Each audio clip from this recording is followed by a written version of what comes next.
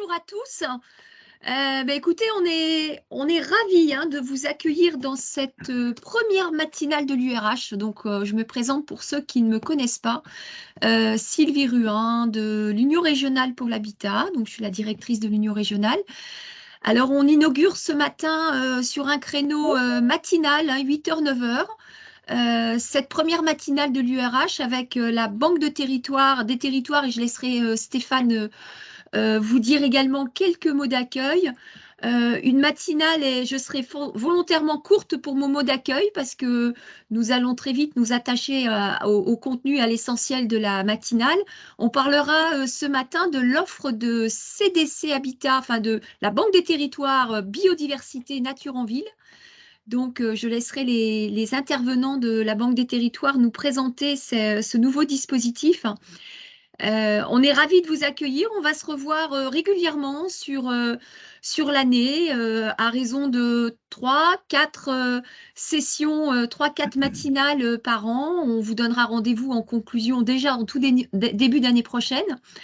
Et on va suivre avec beaucoup d'attention la présentation qui sera faite. Stéphane, je te laisse peut-être dire quelques mots d'accueil en complément.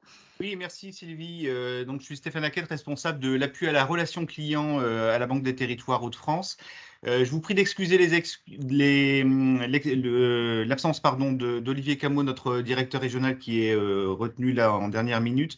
Bon, effectivement, je ne vais pas revenir sur cette première édition des matinales, mais on vous propose de découvrir une offre de service du groupe Caisse des dépôts, CDC Biodiversité et non pas CDC Habitat. Excuse-moi. Voilà, pour qu'il n'y ait pas qu'il y ait pas de confusion. Vous dire aussi que la Caisse des dépôts fait bien autre chose que le simple financement du logement locatif social et que c'est en accompagnement aussi du développement des activités de ses clients que nous vous présentons cette offre ce matin avec Marianne. Voilà, et bonne réunion. Marianne, je te laisse la main. Oui, Madame la directrice de l'URH, merci de votre invitation. Bonjour à tous, bonjour Stéphane, bonjour Renaud.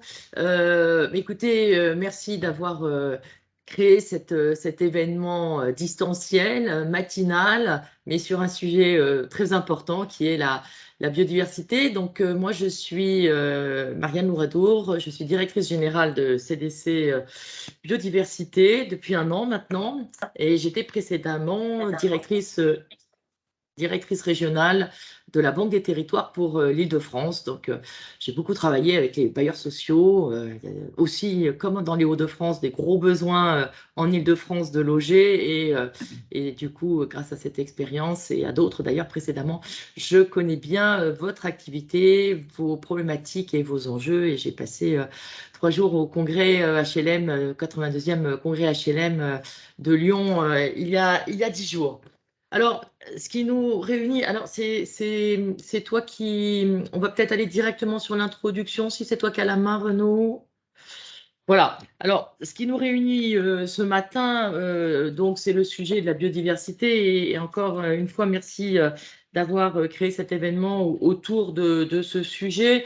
Alors, comme on va parler de biodiversité pendant 1 heure, j'ai quand même mis la définition de la biodiversité. On va passer toute la... Je ne sais pas pourquoi il est animé. On va passer toute la... Voilà. Voilà. Donc, j'ai mis une définition de la biodiversité.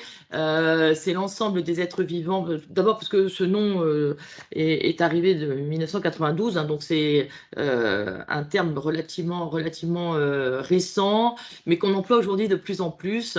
Et c'est un concept, évidemment, du vivant, l'ensemble des êtres vivants et des écosystèmes dans lesquels ils vivent, ainsi que les interactions des espèces entre elles avec leur milieu. Donc, c'est à la fois un sujet... Quelqu'un qui a son micro. Merci. Donc, c'est à la fois un sujet d'individus, de diversité génétique. C'est aussi un sujet d'espèces. On parle beaucoup dans la biodiversité d'espèces de faune, d'espèces de flore.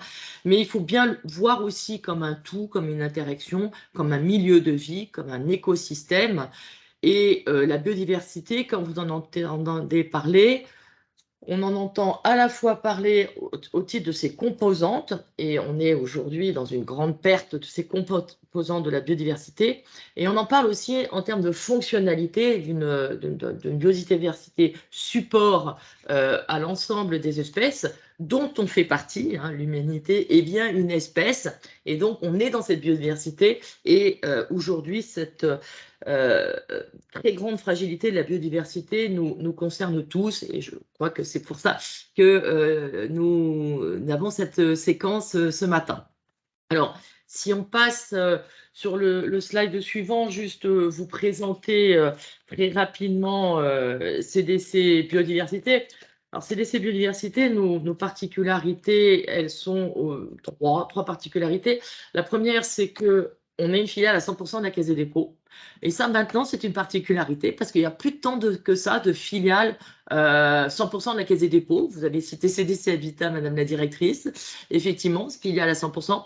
Il y a la 7 et il y a CDC Biodiversité et toutes les autres filiales, ICAD, Compagnie des Alpes, Transdev, etc., sont en fait des filiales qui sont partagées, dans lesquelles la Caisse des dépôts est majoritaire et pas toujours, mais la Caisse des dépôts n'a plus dans sa doctrine d'intervention de garder ses filiales in-house, sauf cas très spécifiques. Et là, il y a une relation très spécifique de CDC Biodiversité avec sa maison mère. D'abord, nous contribuons très largement au plan stratégique biodiversité de la Caisse des dépôts, qui a mis, hein, vous avez vu la semaine dernière, Éric Lombard a communiqué sur la raison d'être de la Caisse des dépôts, qui a mis la transformation écologique des territoires au cœur de sa raison d'être. Hein. Donc, évidemment, il y a une très, très grande affinité entre la petite filiale que nous constituons et cette très grande ambition de transformation écologique de la Caisse des dépôts. Nous y contribuons avec beaucoup d'engagement, d'enthousiasme et de conviction.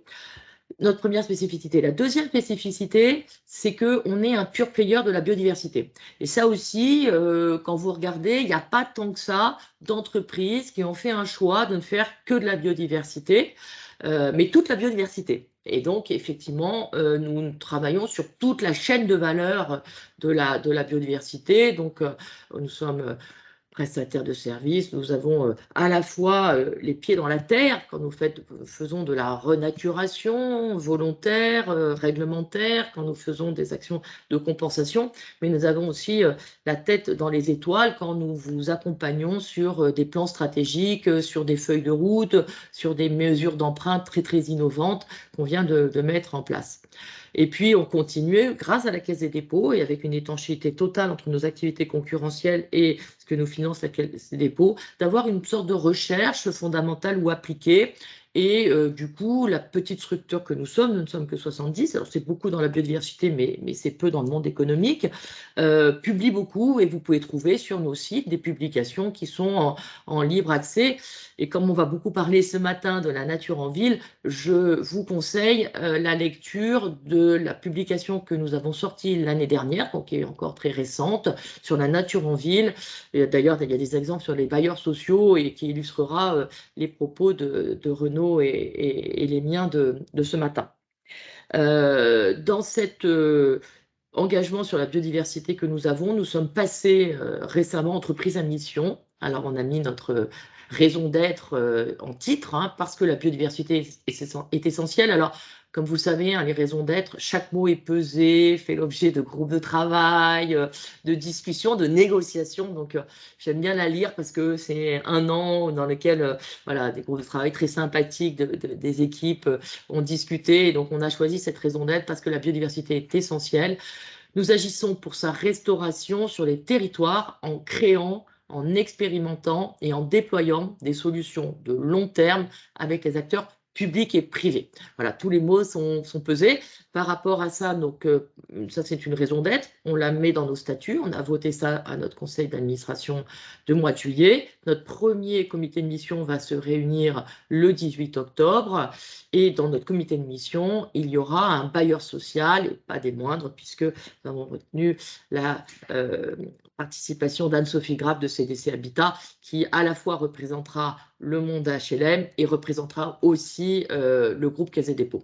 On a un élu, on a un partenaire, on a un ONG et on a un grand client dans notre comité de mission par ailleurs.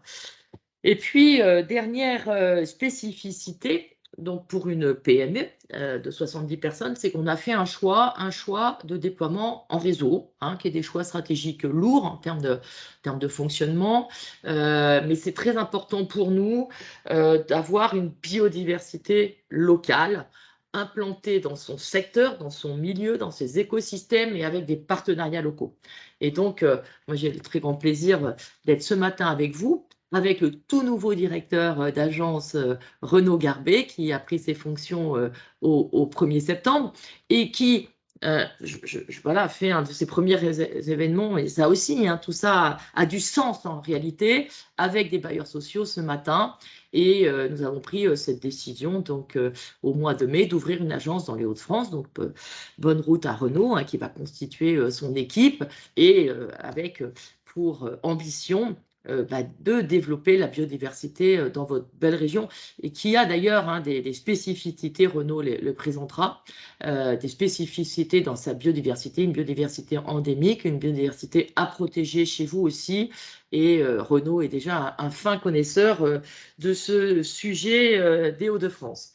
Alors si on passe à la slide suivante, et sans vouloir inquiéter tout le monde, mais vous l'entendez, tout le monde vous le dit, vous le lisez dans les journaux, même France Info fait des publicités pour les solutions fondées sur la nature. En début d'année, là, les bras m'ont tombé quand j'ai entendu ça, parce que c'était quand même assez improbable il y a 3 ans d'entendre une publicité sur les solutions fondées sur la nature. Mais vous êtes tous très conscients qu'on est dans un moment très critique de la biodiversité. Les limites planétaires sont franchies. Alors, sur celle du climat, on en parle depuis 15 ans. Celle de la biodiversité, hein, que vous voyez peut-être, Renaud, si tu peux montrer la partie de franchissement avec ta souris. Parce que, non, voilà. Hein, donc, on a largement franchi les limites planétaires de la biodiversité. En réalité, encore plus sur la biodiversité que sur le climat. Et on est dans ce que les scientifiques appellent la 6e extinction des espèces. Alors, les sceptiques de tout ça disent bah, si on est à la 6e, c'est qu'il y en a eu 5 avant et on est encore là. Oui et non. Cette extinction des espèces, on sait qu'elle est causée par l'Anthropocène, par l'humanité, par la société, notre expansion économique et démographique. Et on sait surtout, et c'est ça qui est très inquiétant, qu'elle est sur un pas de temps 100 à 1000 fois supérieur aux autres. Et donc, en fait, ça va très, très vite. Et en fait, on a des disparitions d'espèces qu'on peut constater d'une génération sur une dizaine d'années. C'est extrêmement rapide. C'est donc, du coup, assez violent. Et aujourd'hui, là, peut-être passer à la slide suivante. Euh, euh, la société civile est en train de s'emparer de ce sujet parce qu'en réalité, on sait qu'on est complètement dépendant de cette biodiversité. Alors, il y a eu des estimations, il y avait Christine Lagarde qui avait fait une estimation des services rendus, 130 000 milliards de dollars, je crois, des services rendus par la nature, donc plus que le PIB mondial. Donc, c'est absolument énorme. Alors, les services rendus, c'est des services de régulation du climat, de régulation des inondations, c'est des services évidemment rendus sur la nourriture, la santé, puis on a des services même rendus, on l'a vu pendant le Covid, hein, sur le mental en fait des gens, hein, et comment on a vu pendant cette période que les gens qui étaient à plus de 1 heure ou 10 minutes d'un lieu naturel ont beaucoup plus souffert de la période de Covid que les autres. Donc, on voit aussi que tout simplement, on a besoin de cette nature pour vivre, pour subsister et pour être heureux. Et que les pressions aujourd'hui, alors là, on a mis les pressions, hein, parce que tout ça a été très, très documenté maintenant par l'IPBES, hein, l'IPBES qui est l'équivalent du GIEC pour la biodiversité. Donc, le premier rapport est paru en 2019. Hein, c'est ce rapport qui a dit sur 8 à 10 millions d'espèces connues, 1 à 2 millions sont menacées. Hein, donc, ce rapport a fait beaucoup de bruit.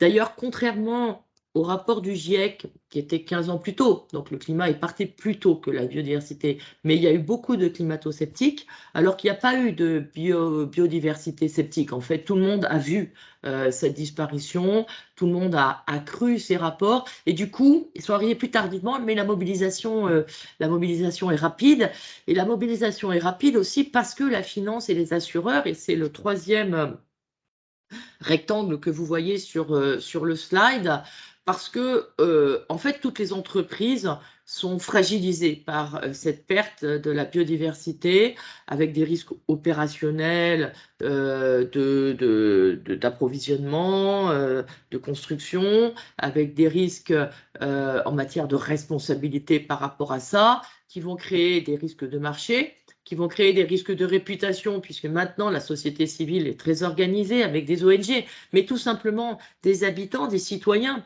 qui sont très attentifs à tout cela.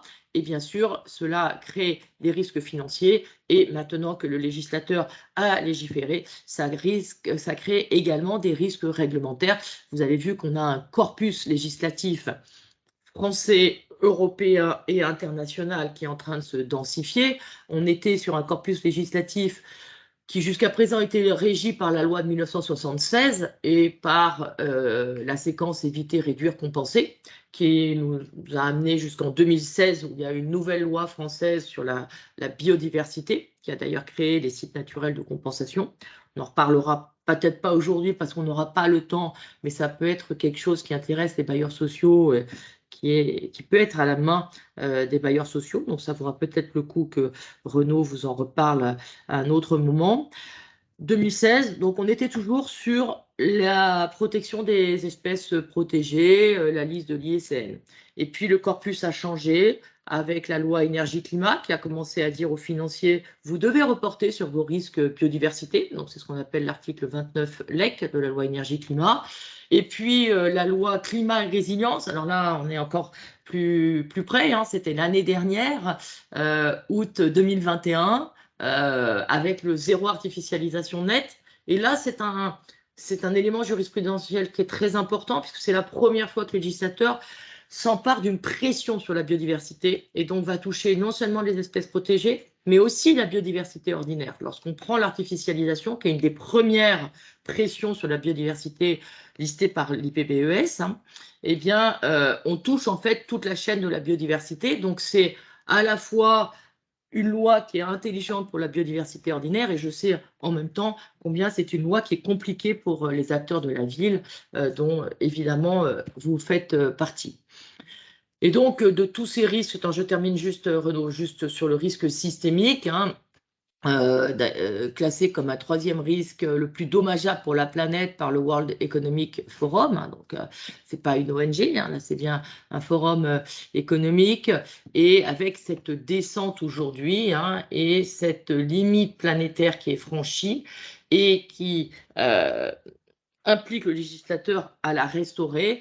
Et ça, c'est quand même la bonne nouvelle en matière de biodiversité, tant que le dernier individu de la dernière espèce, le dernier milieu n'a pas disparu, eh bien, on peut restaurer la biodiversité. Je crois qu'il n'y a pas beaucoup de monde qui pense qu'on va pouvoir refroidir. On est sur les atténuations du changement climatique et on est sur les adaptations au réchauffement climatique. Et donc là, on est sur des trajectoires d'élévation des températures et des risques extrêmes climatiques.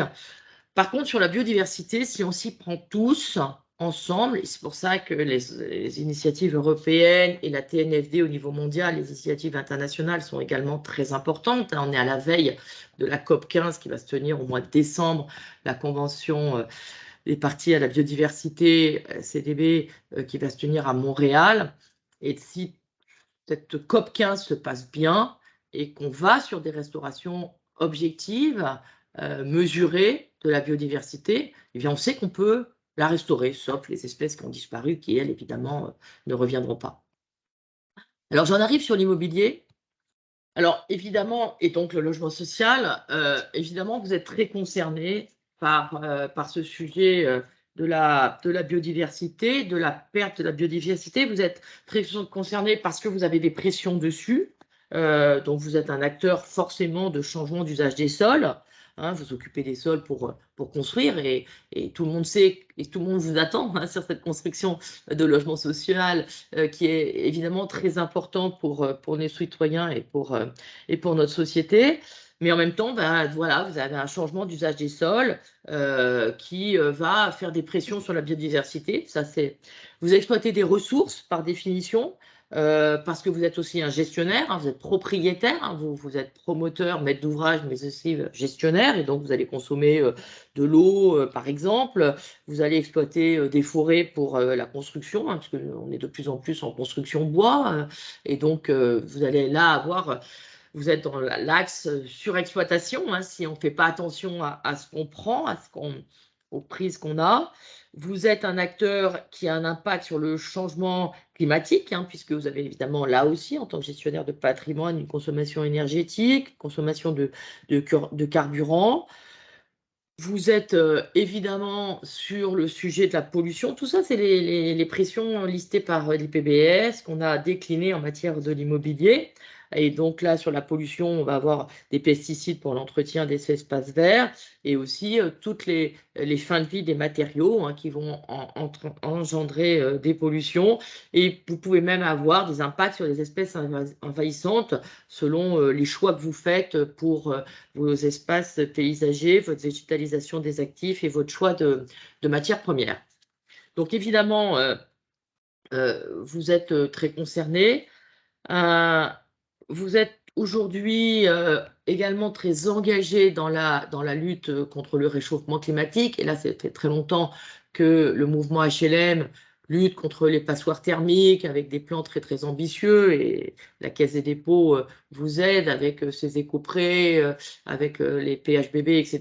et avec tout un dispositif de prêts très, très avantageux et en dessous du coût de la ressource pour vous permettre ça. Et aujourd'hui, c'est un point aussi important dans le contexte de la biodiversité. Il y a une réconciliation entre les trajectoires climatiques et les trajectoires biodiversité. C'est-à-dire que on sait que le déclin de la biodiversité a un impact sur le réchauffement climatique et que la restauration de la biodiversité pourrait aider l'atténuation et l'adaptation, la résilience des territoires. Et on voit maintenant le GIEC et l'IPBES marcher main dans la main dans des solutions sans regret. Les solutions sans regret, ce sont celles qui sont à la fois bonnes pour le climat et bonnes pour la biodiversité. Et on a arrêté ce qui aurait pu être une petite guéguerre parce qu'il y a effectivement quelques éléments du climat qui ne sont pas bons pour la biodiversité et vice-versa. Et donc, c'est très, très important d'avoir aujourd'hui nos scientifiques qui marchent main dans la main dans une vision convergente de ces deux luttes. Alors, j'en finis et puis je passerai la parole à Renaud sur le mouvement HLM, puisque j'ai eu ce plaisir et j'aime beaucoup ces moments du congrès HLM. Voilà, d'abord parce que c'est un grand congrès il y avait tout le plaisir d'être ensemble que vous avez à vous retrouver sur vos problématiques communes. Et puis, moi, j'ai eu le double plaisir de vous y rencontrer et de voir que la biodiversité s'était vraiment invitée au 90e congrès HLM de Lyon. Votre présidente de l'USH a signé le manifeste pour la biodiversité. Je ne sais pas, mais je pense que vous l'avez vu, hein, mais je ne sais pas d'ailleurs sur la caméra. Si, voilà, donc vous avez un manifeste voilà, qui prend en fait toute la problématique de la biodiversité pour le secteur HLM, donc qui est très intéressant parce qu'elle croise bien à la fois vos problématiques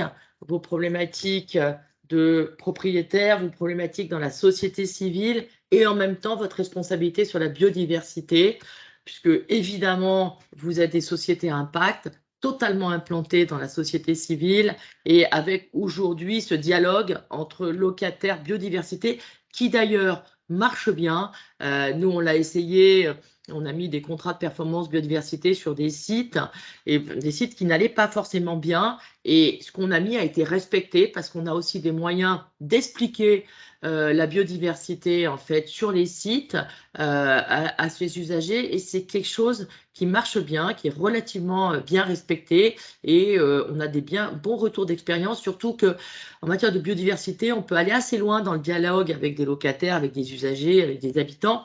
On peut aller assez loin parce qu'aujourd'hui, les sciences participatives, ce qu'on peut faire avec des plateformes qu'on a mis en place avec le Muséum d'histoire naturelle, où on demande aux gens pendant 5 minutes de prendre des photos, de les envoyer à ces scientifiques, et ben ça marche. Les gens contribuent, les gens participent. Et puis après, il y a aussi tous les sujets de jardin partagé, d'être ensemble en fait autour de la nature. Et c'est un bon trait d'union aussi social qui peut être mis en place. Alors, ce manifeste pour la biodiversité, c'est quand même un acte innovant, fondateur pour le mouvement HLM, même si, bien sûr, vous n'avez pas attendu ça pour travailler vos espaces verts, votre végétalisation.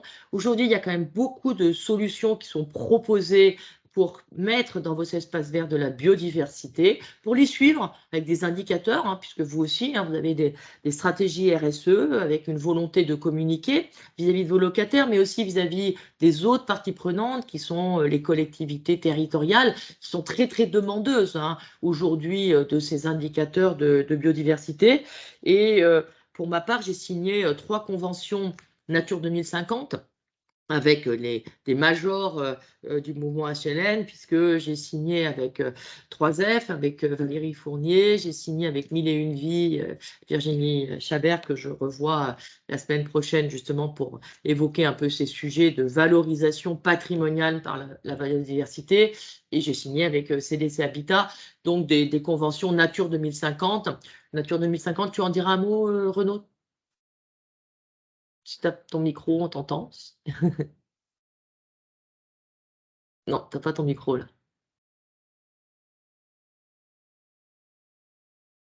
Bon, je pense il va en parler. Oui, on va en Voilà. parler juste après. Bon, Pardon. ben voilà. Donc, comme ça, tu pourras expliquer. Je ne vais pas présenter Nature 2050. Voilà, je ne veux pas être trop long parce que, bien sûr, je veux laisser la parole à Renaud qui a déjà travaillé sur votre région et qui a déjà des actions à vous proposer. Je vais rester là pendant la présentation de Renaud. Je suis à votre disposition. Maintenant, si vous avez des questions, hein, s'il y a des éléments que j'ai dit qui ne sont pas clairs, et puis également pendant l'intervention de Renaud. Est-ce qu'il y a des questions sur ces premiers éléments? Il est tôt hein, pour réagir sur la biodiversité derrière un café. C'était très clair, Marianne, hein. Merci beaucoup. Eh bien, merci beaucoup. Alors, je laisse la parole à Renaud. Oui, donc bonjour à tous. Je suis Renaud Garbet, le directeur de l'agence Hauts-de-France. Donc, moi, je connais bien la région pour être natif de la région également. Et donc, on va essayer de vous présenter un peu plus concrètement ce qu'on fait sur la biodiversité en milieu urbain. Donc, il faut savoir aujourd'hui que plus de 50% de la population mondiale vit en milieu urbain. Et qu'en 2050, il y a des projections qui ont été faites comme quoi 75% de la population vivra en ville. Et on a vu aujourd'hui hein, que 92% des Français estiment qu'il n'y a pas assez de nature en ville. Donc le milieu urbain est un milieu qui doit s'inscrire également dans les préoccupations générales de la préservation de la nature. Alors, les Hauts-de-France sont une région assez diversifiée, avec une biodiversité très riche, mais des territoires aussi très morcelés par les activités humaines. On a la chance dans les Hauts-de-France d'avoir justement un panel de milieux naturels que vous voyez juste à droite de l'écran et qui implique forcément des interactions avec les espèces et avec du coup les habitants de différentes circonscriptions de la région. Il faut savoir aussi que la région des Hauts-de-France n'a rien à envier à des régions plus, on va dire, des régions plus sudistes, dans le sens où on accueille énormément d'espèces à l'échelle de la France et on a une responsabilité importante dans la conservation de ces espèces-là, aussi bien dans les milieux purement naturels que dans les milieux périphériques des grandes villes et surtout maintenant dans les milieux urbains où il y a un besoin en fait de renouveler cette nature et de réimplanter la nature en ville, un titre d'exemple, hein, on a tous peut-être entendu parler des moineaux. 70% de la population de moineaux domestiques a disparu dans Paris ces 10 dernières années, ce qui est énorme et ce qui traduit aussi le fait d'une disparition de cette nature en ville et également dans toute la réfection des bâtiments, la disparition d'habitats en fait, pour ces espèces-là qui nicheraient au niveau des bâtiments. Alors, la biodiversité en milieu urbain prend différentes formes. Chacun a sa propre sensibilité. Donc, on peut avoir des parterres de fleurs, des toitures végétalisées, des façades végétalisées et tout type de lieux, des parcs, des jardins, des squares, des réserves un peu plus naturelles. Elle prend forme, cette biodiversité, partout. Donc, au sein des bâtiments, des toitures, des murs, des interstices, des trottoirs ou des pieds d'arbres. On voit un petit peu ici un schéma qui récapitule un peu l'idéal à tendre, bien entendu, dans la, on va dire, dans l'imbrication entre la nature et l'homme au sein d'une ville. Pour ça, on a déployé tout un programme de solutions. Le premier programme que je vais vous présenter est un programme volontaire de solutions fondées sur la nature qui s'appelle Nature 2050. C'est un programme qui a été lancé en octobre 2016, qui est un programme qui vise à promouvoir et à financer la mise en œuvre de solutions fondées sur la nature. On est ce qu'on peut appeler une sorte de programme de mécénat, même si ce terme-là n'est pas forcément le plus approprié pour ce programme. Mais l'idée, c'est bien de préserver et restaurer la biodiversité et de maintenir et de valoriser tous ces services écosystémiques, d'atténuer ensuite les changements climatiques en réduisant les émissions de gaz à effet de serre et en renforçant les capacités de séquestration de CO2 lorsque justement on replante des arbres, par exemple. Et encore une fois, j'insiste sur replanter des arbres, mais dans des bonnes conditions et pas juste planter un arbre en ville. Il faut aussi adapter les territoires à ces changements en limitant leurs effets. Et donc, on a 5 cibles d'action, dont celui qui nous concerne aujourd'hui, la biodiversité en ville. Donc, c'est un programme national qui est porté par CDC Biodiversité avec tout un panel de partenaires que vous voyez ici qui va juger justement de la pertinence des projets qui vont être soumis justement à ce programme Nature 2050 pour bénéficier de financement. Le grand intérêt aussi de ce programme, c'est un engagement sur le long terme où en fait CDC Biodiversité va suivre et piloter avec ses partenaires les actions de restauration de milieux naturels sur le long terme, jusqu'en 2050. Alors, qui dit programme, on va dire, dit contributeur. Donc, on a 60 acteurs économiques qui sont aujourd'hui engagés à financer justement des actions de préservation et de restauration de milieux naturels, que ce soit en ville ou sur les autres types d'actions que vous avez vus tout à l'heure. L'engagement du programme, il repose sur une échelle assez libre, où chacun peut définir un montant forfaitaire ou choisir sa métrique. Donc, on a des métriques qui peuvent être liées à l'emprise au sol, restaurer 1 mètre carré par mètre carré occupé ou construit, par du nombre de salariés, 10 mètres carrés par salarié occupé. Et nous, quelle est la contrepartie à ça? On s'engage pour 5 € versés à restaurer 1 mètre carré de territoire, donc restaurer et adapter au changement climatique jusqu'en 2050. Donc ça, c'est vraiment quelque chose qui est aujourd'hui unique en France et qui permet justement d'agir sur le long terme en dehors de toute obligation réglementaire. Et on est bien sûr de l'action volontaire des entreprises. On a donc 50 projets aujourd'hui qui sont portés depuis la création de ce programme. Dans le Nord, on peut en citer 2 et on est bien entendu aujourd'hui très preneur de financer des projets aussi dans les Hauts-de-France dans le cadre de ce programme. On a donc participé à la création d'un verger avec des variétés anciennes et on a accompagné du coup la création de ce verger avec un agriculteur. Et on a aussi développé tout un panel de restauration de haies en périphérie de ville. Donc c'est le 15 et le 25 que vous voyez là. Et si cela vous intéresse, vous retrouverez du coup sur notre site internet les fiches descriptives de ces projets. Pour faire ce suivi justement jusqu'en 2050, on sélectionne avec vous en fait 3 types d'indicateurs, le climat, la biodiversité ou des indicateurs d'apport pour le territoire, notamment liés aux services écosystémiques, un apport récréatif, un apport d'alimentation.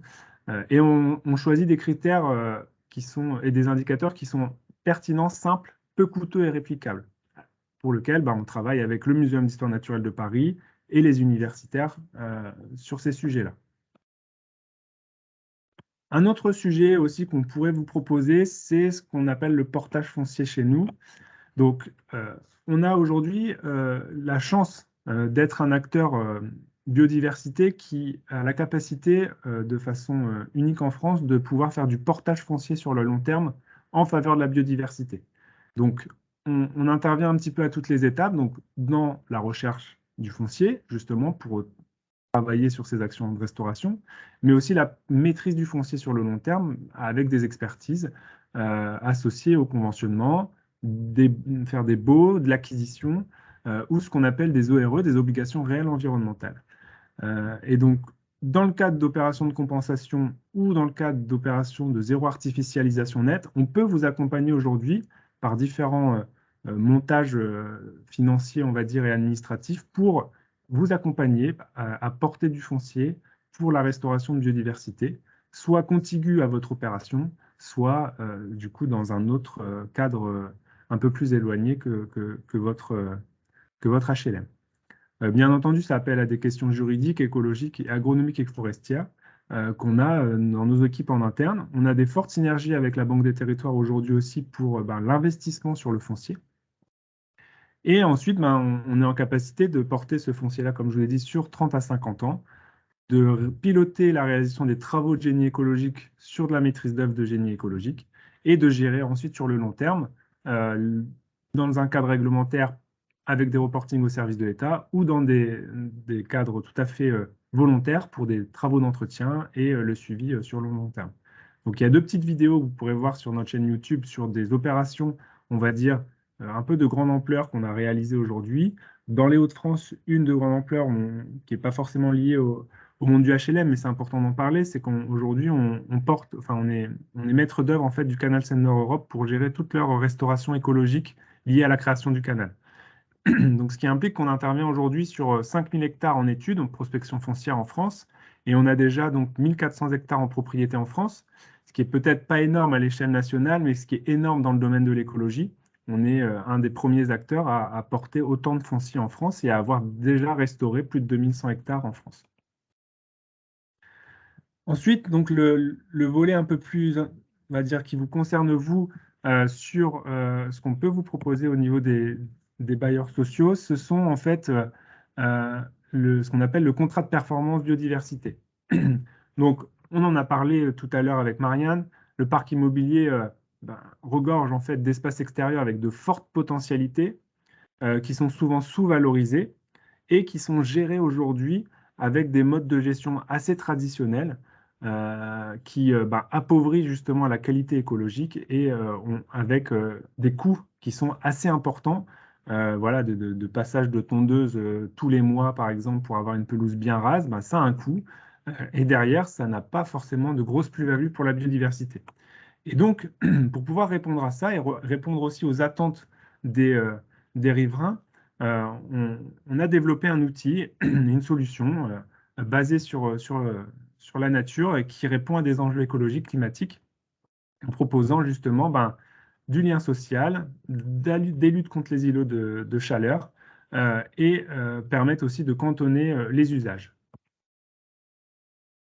Cette solution a été déployée il y a plusieurs années de ça avec une expérimentation à Choisy-le-Roi dans le Val-de-Marne avec un bailleur social qui s'appelle Efidis, qui est aujourd'hui devenu CDC Habitat et qui, en gros, les objectifs pour la résidence, donc c'était la résidence Les Folies, c'était d'améliorer le cadre de vie, de créer du lien social, de favoriser la biodiversité et surtout, et j'insiste là-dessus, à coût constant. Donc, on a installé du coup des végétations structurantes pour matérialiser les espaces et accompagner les piétons. On a installé des bacs plantés. On a réaménagé un espace boisé avec la création d'un sentier pédagogique et on a créé un jardin partagé. Il faut savoir qu'avant, ces espaces-là étaient des espaces un peu très, on va dire, de deal ou même insalubres. Et en travaillant sur cet espace-là avec les riverains, et j'insiste aussi là-dessus, c'est qu'on ne fait pas juste de la biodiversité dans son coin, c'est qu'on a vraiment réalisé des enquêtes sociales avec les riverains pour voir quelles étaient leurs attentes. Et donc, aujourd'hui, on est sur un espace qui vit et a permis justement de déployer ce dispositif au sein de d'autres bailleurs. Alors, pour aller plus en détail dans ce contrat de performance biodiversité, c'est justement concevoir et gérer des espaces extérieurs tout en créant le lien social pour les propriétaires, forcément, et les gestionnaires d'espaces extérieurs, pour améliorer la qualité et fonctionnalité écologique et le cadre de vie. Et là, j'insiste encore une fois, comment on le fait à budget constant. Grosso modo, on prend en fait votre contrat d'entretien des espaces verts et on va le repenser en totalité avec justement les espaces pour lesquels on va aller retravailler. Et donc pour vous, vous avez la garantie d'avoir au même budget des actions de restauration qui sont, on va dire, pérennes dans le temps et dont les riverains vont s'approprier. Alors on le fait à l'échelle soit d'un bâtiment, d'une résidence ou d'une zone d'activité. Le contrat qu'on propose, c'est un contrat qui peut aussi se décliner sur le long terme. Et la particularité, je le redis encore une fois, c'est de fédérer les acteurs du site, donc le propriétaire, le gestionnaire, les usagers, les locataires, autour d'un projet commun avec du lien social. On inscrit donc, l'intérêt, c'est d'inscrire tout ça dans la transition écologique et de répondre à l'érosion de la biodiversité et de redonner un petit peu de nature en ville. Bien entendu, cette démarche, elle est intéressante pour vous dans le cadre de votre valorisation directe dans votre démarche RSE, mais également dans la relation que vous pouvez avoir avec justement les habitants, mais également, c'est un projet qui peut être fait sur le long terme et donc d'acquérir, on va dire, un process d'amélioration continue. Alors là, de façon très schématique, il est basé là-dessus, c'est-à-dire on réalise un diagnostic écologique du site et on analyse justement les usages lors d'un état initial. On définit avec vous les objectifs et indicateurs écologiques, économiques et sociaux. Parallèlement à ça, on réalise donc aussi, alors à votre demande, mais on peut faire sans, mais nous on pousse là-dessus, à faire une enquête sociale. Et derrière, on élabore un plan d'action qui mobilise donc les solutions fondées sur la nature. Une fois qu'on s'entend là-dessus, on peut réaliser donc avec vous, en pilotage, les travaux d'aménagement de génie écologique et de restauration. Et derrière, travailler tout un panel d'animation pour à la fois former les gestionnaires et sensibiliser les riverains à cette préservation de la biodiversité et qui s'approprient vraiment les espaces qui viennent d'être créés. Et ça, c'est vraiment important. Donc, c'est vraiment une solution clé en main de la conception à sa réalisation. On a mis donc en place 3 contrats de performance biodiversité actuellement sur les parcs d'ICAD. Donc, Porte de Paris, Pont de Flandre et Rungis, 50 hectares d'espace extérieur qu'on a revalorisé. Pour Pont de Flandre, 5 hectares et Rungis, 60 hectares réhabilités. Donc, là-dessus, j'ai mis volontairement les détails, mais je pense que vous pourrez récupérer cette diapositive et cette présentation. Mais les actions donc, passent par la phase de diagnostic écologique et paysager, les indicateurs, la mise en place d'une gestion différenciée qu'on a fait donc justement sur ce premier exemple. On a renaturé un bassin aussi avec des plantations d'hélophytes et de plantes aquatiques, mis en place un radeau végétalisé flottant. On a lancé une expérimentation de toiture solaire végétalisée. Ensuite, on a installé des aménagements pour la faune, des nichoirs, des hôtels à insectes, des bois morts maintenus sur pied, avec à chaque fois des panneaux de sensibilisation, la plantation d'arbres fruitiers, etc. Et donc, clairement, les résultats, l'avantage qu'on a sur la nature en ville, c'est que la nature est quand même assez résiliente et qu'on a des améliorations très rapides sur l'amélioration de la qualité écologique des sites et du cadre de vie aussi des usagers. Et donc là-dessus, c'est hyper important parce qu'on développe tout un programme de sciences participatives où on va prendre par la main, on va dire, les habitants et les sensibiliser, les former dans le suivi de cette biodiversité avec le Muséum d'histoire naturelle. Donc voilà un petit peu les aménagements qu'on a pu porter aujourd'hui sur les différents secteurs extérieurs. Donc le bassin en bas à gauche que je vous disais qu'on a totalement revégétalisé, des prairies fleuries qu'on a installées au niveau des parkings, à côté des parkings. On voit bien en bas à droite la gestion différenciée entre la tonte spécifique pour pouvoir cantonner les déplacements et des espaces un peu moins tondus pour justement favoriser l'apparition de plantes à fleurs et l'apparition de papillons. Et voilà. Et après, ben, on a aussi des aménagements de détente adossés à des éléments naturels. La chance aussi, c'est qu'on retrouve des espèces qui sont menacées et grâce à ces aménagements, sans rien planter de façon on n'a pas planté des espèces protégées parce que c'est interdit, mais la chance aussi, c'est que dans la banque de graines du sol, on retrouve des espèces qui sont protégées et menacées, qui réapparaissent juste en changeant de gestion. Et donc, on a une orchidée ici à droite qui est apparue sur ces espaces-là, qui s'appelle l'Ophrys abeille. Et dans le bassin aquatique, on a des renoncules à petites fleurs qui sont aussi des espèces menacées d'extinction dans la région. Le deuxième exemple que je vais vous présenter, c'est la mise en place actuellement de 2 contrats de performance avec justement Chaumont Habitat, qui est un bailleur social. On a grosso modo 638 logements avec une grande diversité d'habitants et on a justement perçu lors des enquêtes sociales qu'il y avait une vision assez négative de ces espaces extérieurs et qui, du coup, d'un point de vue sentiment d'insécurité, d'incivilité, etc., et avec des espaces extérieurs qui, forcément, étaient très peu fréquentés. Donc, les objectifs pour nous, ça a été quoi? D'apporter des conseils et des expertises pour la conception de ces aménagements paysagers, de mesurer la sensibilité des résidents à la nature en ville et d'identifier vraiment leurs besoins et les attentes en matière d'espace extérieur. Également donc de contribuer à améliorer et de revaloriser le cadre de vie des habitants et de faire la biodiversité un vrai support de lien social. Donc là, aujourd'hui, les différentes missions qu'on a réalisées, c'est donc une note argumentée présentant le contexte et les enjeux écologiques des sites, donc là, en l'occurrence, la résidence, et la réalisation ensuite d'une enquête sociale pour mieux connaître les résidents et leurs besoins, et la troisième étape, de décliner tout un panel de préconisations d'actions à mettre en œuvre au sein de la résidence. Et j'insiste encore une fois là-dessus, à coût constant de ce qui était géré actuellement.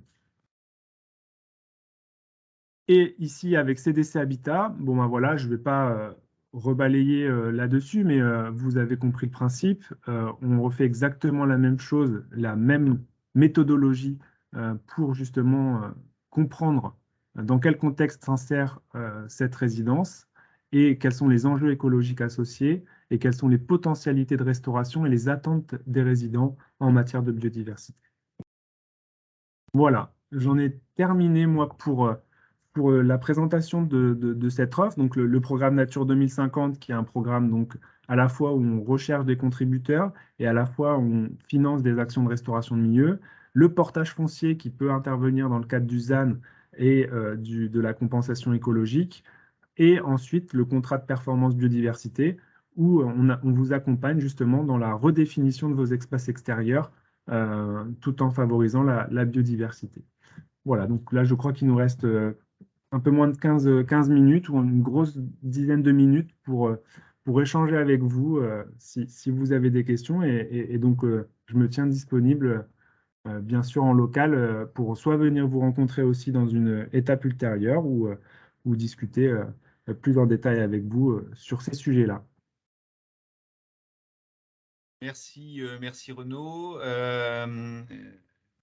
Effectivement, on va peut-être laisser les coordonnées dans le fil de la conversation pour les bailleurs sociaux qui le souhaitent pour que tu viennes approfondir ces sujets en visu avec eux. Moi, alors, on a dit avec Sylvie qu'on faisait pas de tabou dans ces réunions. Donc, moi, je vais poser carrément la question. Si je suis un bailleur social, combien ça me coûte de faire appel aux prestations et à l'offre de services de CDC Biodiversité?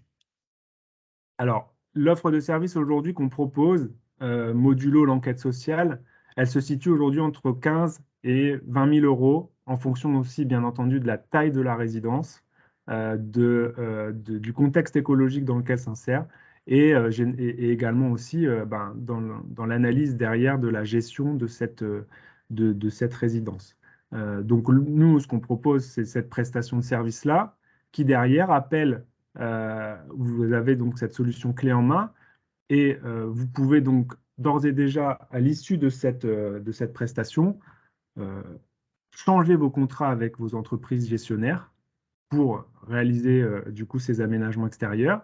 Et après, on peut quand même vous accompagner par la suite sur des prestations complémentaires, sur la réalisation de cahiers des charges, par exemple, pour les entreprises travaux, sur justement de l'animation, de la sensibilisation, sur le suivi de ces travaux-là sur le moyen ou long terme. Enfin voilà, on est vraiment une boîte à outils qui s'adapte à tous vos besoins. On ne rentre pas dans un carcan, on va dire, on a un bloc et vous prenez ou vous prenez pas. Là, aujourd'hui, on a cette faculté-là de s'adapter à chaque besoin et à moduler justement en fonction des besoins. On est assez souple là-dessus. Donc là, là, c'était pour la prestation, justement, le contrat de performance biodiversité. Après, le portage foncier, c'est autre chose. Il y a des véhicules financiers à discuter. Et après, sur le programme Nature 2050, ben là, pareil, vous avez la possibilité de financer via ce programme-là des actions de restauration ou de bénéficier, à l'inverse, d'actions de restauration suivies sur le long terme.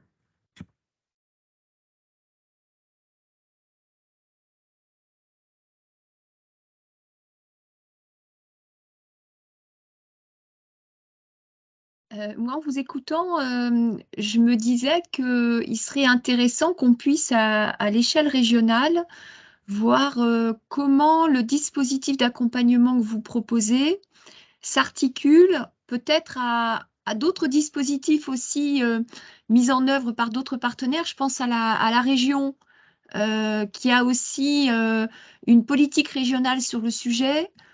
Je ne sais pas si du côté de l'ADEME, il y a des choses également qui existent et des moyens financiers ou en ingénierie à mobiliser pour qu'on puisse, sur le sujet de la biodiversité à l'échelle régionale, avoir une forme de package d'accompagnement qui intègre à la fois le dispositif que vous proposez, mais également, j'imagine, pour la mise en œuvre, un accompagnement complémentaire des partenaires régionaux qui ont déjà, je pense, des lignes de politique publique mises en place sur le sujet, qu'on ne connaît peut-être pas suffisamment d'ailleurs.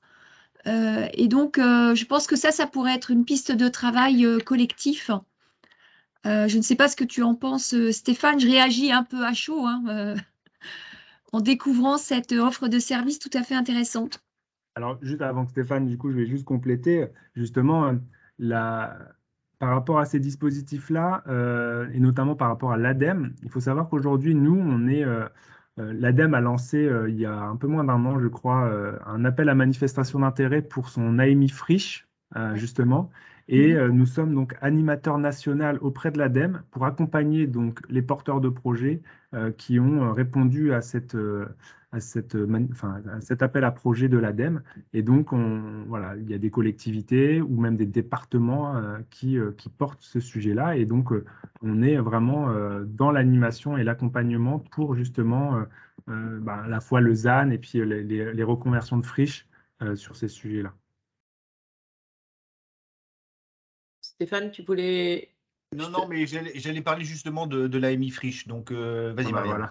Voilà. Non, oui, enfin, moi, alors vous avez parfaitement raison, Sylvie, de dire que c'est en faisant le plus et en s'associant en fait plusieurs projets de biodiversité qu'on fait vraiment le changement de braquet sur la biodiversité.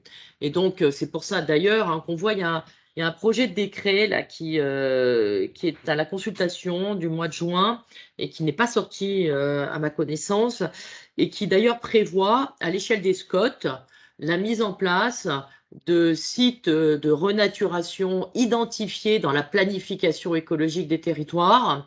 Et parce que c'est bien un contrat de performance biodiversité, si on est sur quelques mètres carrés ou même quelques hectares, on va pouvoir faire des choses, on va pouvoir remettre de la biodiversité ordinaire, mais il n'y a pas de changement de braquet. C'est-à-dire qu'on a des changements vraiment de braquet sur la biodiversité quand on se situe sur des corridors écologiques, etc. Donc c'est toujours très intéressant d'essayer de regarder et si la région était intéressée par ça, ne serait-ce que alors le patrimoine des bailleurs sociaux, qui est très important dans votre région, et de regarder à travers quelques patrimoines de bailleurs sociaux qui voudraient comme ça s'équiper en biodiversité, ce que la région pourrait mettre, elle, en matière de corridor écologique pour faire en fait vraiment un effet de levier très important sur la biodiversité. Donc ça, c'est toujours très important de regarder dans les études qu'on fait comment on se situe, qu'est-ce qu'il y a, est-ce qu'on est près d'une zone humide,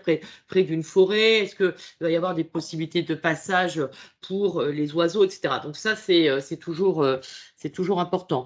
Alors après, pour répondre, et du coup, peut-être qu'en se mettant dans une politique régionale d'ensemble, peut-être qu'effectivement, il pourrait y avoir des aides, des contributions, etc. Alors ça, c'est pas totalement sûr en réalité, parce que comme le disait Renaud, comme on est quand même sur des budgets équivalents, et qu'il n'y a pas en fait de modalité d'investissement particulière, il n'est pas évident que vous trouviez des financeurs là-dessus, sauf à aller créer dans des innovations des choses un petit peu plus lourdes, voilà, de relier un corridor à un autre, etc. Et là, je pense qu'on pourrait trouver des sujets avec la région ou avec les intercos. Et puis, il y a quand même aussi la Banque des territoires qui, en ville moyenne, elle, finance, Stéphane, finance sur les villes moyennes des études, ce qu'on appelle SGREEN et SGREEN+, des études de planification écologique. Et donc, si vous êtes présent, si des bailleurs sociaux sont présents sur ces villes moyennes des Hauts-de-France, ben, ils peuvent tout à fait aller chercher, là, pour le coup, des financements liés des villes et de la Banque des territoires. Tout à fait, pour les 23 villes labellisées Action Cœur de Ville dans les régions des Hauts-de-France.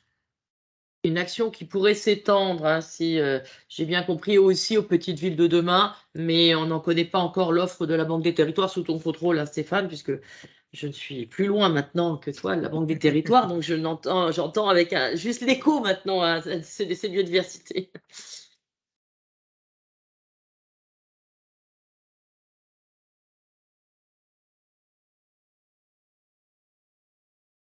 Des réactions Oui. des participants, Je ne sais pas éventuellement. s'il y a d'autres questions. Je ne vois rien dans le fil de conversation. Non, il n'y a pas de demande de prise de parole. Je pense que c'est parce que certainement la présentation a été particulièrement claire, même si matinale. Merci Ou alors qu'il n'y a pas Marianne. assez de café, ou alors qu'il n'y a pas assez de café dans les tasses. Il peut y avoir deux raisons. En tout cas, vous nous avez mis l'eau à la bouche. Donc, merci de cette entrée en matière. On va dire que c'était l'objectif de cette première séquence. Moi, ce que je peux dire, Emma, c'est que on invite les participants peut-être à se tourner vers Renaud Garbet pour les questions qui se poseraient. Au niveau de l'Union régionale, vous savez on est à votre écoute également et c'est Emma, votre interlocutrice sur ce sujet qui sera en capacité, avec Christelle Brunin qui est à ses côtés, de répondre à vos questions et de définir en lien avec vous les actions régionales que l'on pourrait envisager dans le programme 2023 pour accompagner des démarches collectives. Emma, je te laisse le mot de la fin avec Merci. Stéphane. Ça ressemblait déjà à une belle conclusion. Peut-être, Renaud, confirmer que tu nous envoies la présentation, que je puisse la transmettre aux participants.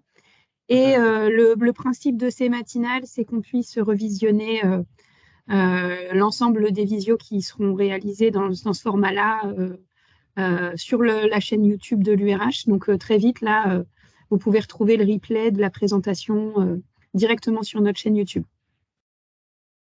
Merci Emma, merci à Marianne, à Renaud et à Sylvie pour l'organisation de cette première matinale. On vous donne, Sylvie, tu l'as pas dit, mais tu m'as sollicité à 7 h du matin pour la prochaine date qui sera le 10 janvier 2023, certainement sur un sujet qui est finalement pas très loin, de l'électromobilité dans le parc du logement social. Voilà. à la suite pour de prochaines aventures. Merci infiniment à tous et bonne journée. Merci beaucoup. Et en tous les cas, à Paris, on ne dira pas que vous ne vous levez pas tôt dans les Hauts-de-France.